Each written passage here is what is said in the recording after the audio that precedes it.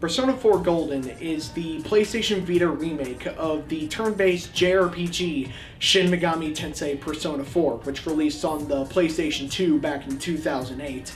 It mixes traditional JRPG gameplay with the popular visual novel and dating sim genres to create a game about the players' relationships with the game's large, diverse cast of characters. The game loop revolves around the player's use of the series' titular personas, which are they're like the physical manifestation of a person's soul. You go into an alternate dimension to fight shadows with your persona to gain experience and level up. This works in conjunction with the game's social link system. Social links are the bonds between you and the game's cast of 22 individual characters. This stuff could consist of talking to them, having lunch, acting for a play, playing in band, or playing sports. You become friends with people to create stronger personas, which you only get at certain levels, which you use to fight bigger shadows, so you can get into the next dungeon to fight even stronger shadows, so you can get new personas by leveling up. It all kicks off at the beginning of the game when you're given Izanagi just in time for your first battle. The combat system, yeah, it's standard Shin Megami Tensei, Final Fantasy, really JRPG fare, where you use ice attacks on fire-based enemies, dispel ailments, use buffs for boss battles, rinse and repeat until you basically defeated Cyber Satan using the power of a friendship-powered laser beam or something. Now, make no mistake, this game, it is incredibly long. It lasts well over 140 hours if you want to see everything. But the game consistently remains fun because of the game's blisteringly fast pace. Even if you're really just, okay, we're gonna go beat up the next guy. Yeah, it always feels faster than it actually is because of the way the game feels and the way you progress. Yeah, it always feels like you're just making just these gigantic strides of progress. Like, you're always at a full sprint, the animations are really, really good, and the game just has a fantastic soundtrack backing you. The story, yeah, it blows. No, it doesn't. It's actually really, really interesting. It blows. The story of Persona 4 is that the main character, whom we'll be calling Yu Narukami, since that's his official name, he has to move out of the big city and into the small country town of Yasuinaba. And during his first week at school, he hears a rumor from one of his classmates. If you stare at a blank TV during a rainy day at midnight, you'll see your soulmate. Woo!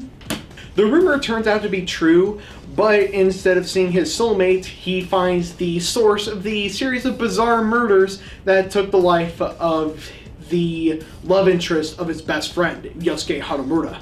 And during an investigation held by him and his friends, Chie Satonaka, who we will actually be discussing later, and Yosuke Harumura, they find out that the reason there's a murder spree is that people are being pulled into a world, an alternate dimension, that is only accessible by using a television as a portal. And inside the TV world, you and his friends are granted a power known as persona, which, as aforementioned, are the physical manifestations of their soul. With his newfound superpower, you must now create an entire team of persona users to help stop the murderous rampage and solve the case. Early into the game, you're introduced to Nanako Dojima. Nanako, played by Karen Strassman, is a 7-year-old girl that lives with you in the Dojima household.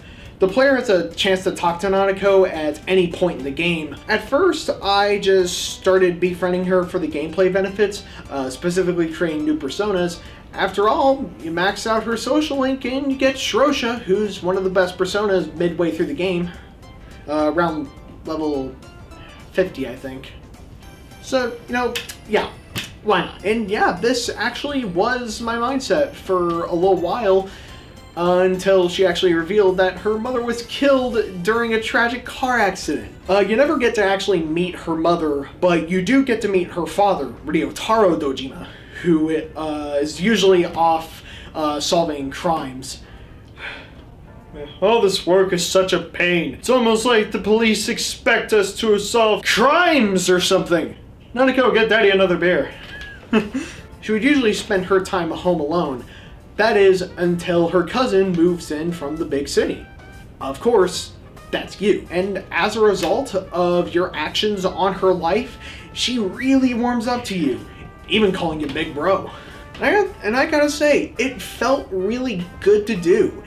Even though she was really just a method of progression, I managed to see her as a legitimate person that I could relate to on a personal level. If anything, she kind of helped me reestablish my connection with my father and my brother, because after the divorce, we'd kind of grown distant, mainly due to some radical disagreements that we had with my mom's boyfriend at the time. They thought he was a bad influence on me and that I should stay as far away from him as possible. No matter how good of a motive that they had, they really just had the opposite effect, honestly. I just wanted to get them out of my life because I felt like they were trying to control me. Now, I ultimately feel like, yeah, I did make the right decision by ignoring their wishes and doing my own thing. And yes, I do realize that they were just doing what they thought was best for me. But regardless, the seed of hatred was planted. And at the end of Nanako's story, she explodes at her father in a way that admittedly I've done too. And when that scene started, it was really hard to not see myself in her, at least just a little bit. She runs away, and now you have to go find her, and when you know, she's hanging out at the Samegawa floodplain, which is where her mother would go and pick flowers with her and her father before she passed away because of the car accident, obviously. You have one heartfelt conversation with her, she forgives her father, you go home, and her story is over. Even though there are a few cutscenes left, that's really the end of her story. And I always thought it was a really cool choice to put her there, because whenever she's inevitably going to leave for the falling action of her story, it's like she's literally leaving behind the pain that her mother had left her. And when she left behind her pain, I decided to do the same. And thus began my reconnection with my brother and that whole side of the family. It wasn't easy. I'd be lying if I said it was easy. But I can at least say that we are just as tight as we were before. I love my brother, and I'd be lying if I said I didn't. Oh yeah, I love my dad too, but yeah. Another character you'll meet within the first hour is Chie Satonaka. Chie, played by Eric Fitzgerald, is a spunky, hyperactive martial artist who is the third person to join your party to help solve the murders. You can also create a social link with Chie, but unlike Nanako, who I friended for the buffs, I friended Chie because I legitimately enjoy her character. I specifically like her can-do attitude. Also different from Nanako is that she is one of the 7 girls that you can date within the game. Disappointingly, it has no bearing on character progression, which was a little bit disappointing whenever I saw that, but whatever, I'm just nitpicking at this point. And since she was my favorite of the girls, I just thought, hey, I'll go with her, she's great, why not, right? I legitimately thought, and I'm not lying here, hey, this'll be a breeze. She's just a digital waifu after all. Plot twist, it was not. It was actually incredibly brutal. Thanks to the game's poignant writing and the incredible track Smile. Oh my god, that song is great.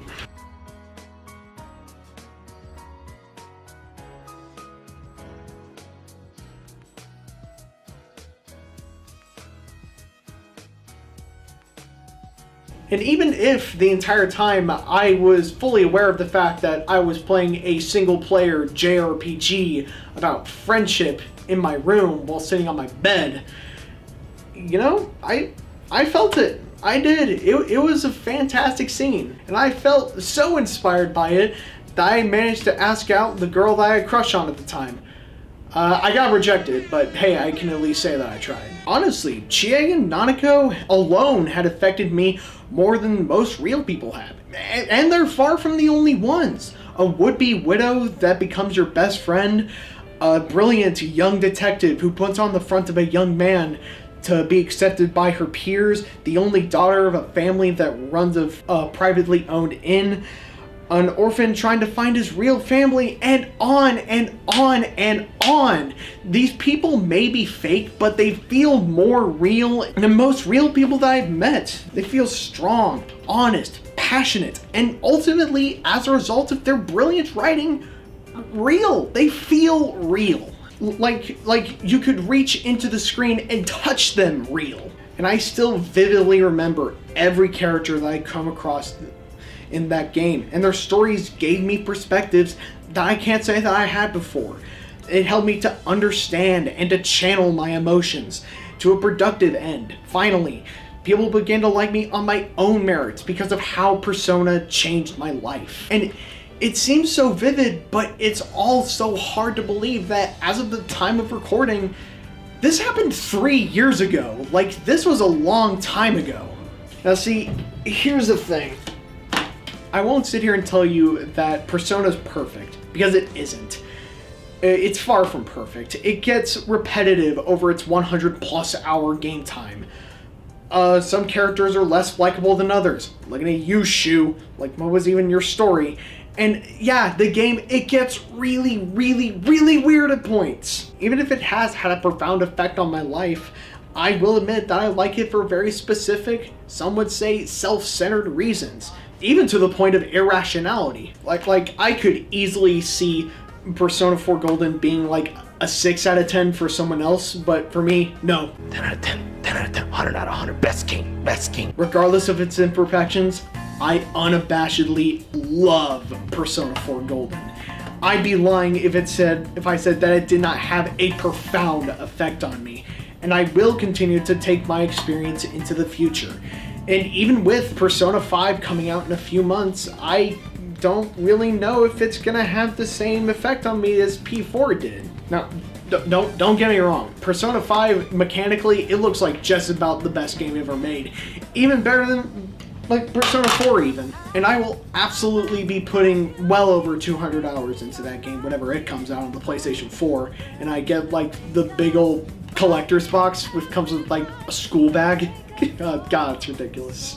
I spent $90 on that thing. It's ridiculous, but I do it because I love the series. Like the game hasn't even come out and I'm already in love with it. And I gotta say, like, this game, regardless of its flaws, its strengths, or anything else, I can't say that anything, really, game, movie, show, anime, comic, whatever, none of it has really touched me or really moved me in a way quite like Shin Megami Tensei's Persona 4 Golden. Thanks for watching, guys. Appreciate it.